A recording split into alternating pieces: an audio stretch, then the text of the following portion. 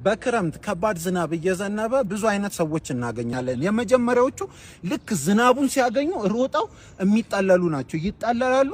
ከዛ በኋላ ዝናቡ እስኪያቆም የሆነ ሱቅ ዳር ቁጭ ይላሉ። ህይወትም ላይ እንደዚህ የሆኑ ሰዎች አሉ። ይሰራሉ አላማዬ ብለው ይወጡና ነገር ግን ቻሌንጅ ሲቀጥማቸው የሆነ መከራ የሆነ ነገር ሲገጥማቸው ዳር ይዛሉ።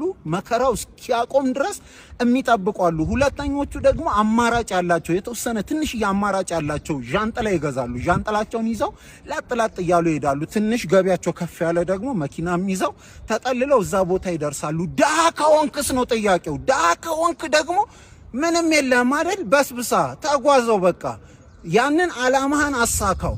በስብሳ ሰዎች ሙድ ሊይዙብህ ይችላሉ። በስብሳ ስትሄድ የሆነ ጠረን ልታወጣ ትችላለህ፣ እውነት ነው። ነገር ግን ዋናው ጉዳይ ደርሰሃል ወይ ነው። ልክ ስትደርስ ሰው ሁሉ ቆሞ ያጨበጭባል። ለምን ደርሰሃል? በመኪናም ደረስክ፣ በእግርም ደረስክ፣ በዣንጥላም ደረስክ። ዋናው የህይወት ቁም ነገር መድረስ ነው። ተጓዘው፣ በስብስ ተጓዘው ዳሃ ከሆንክ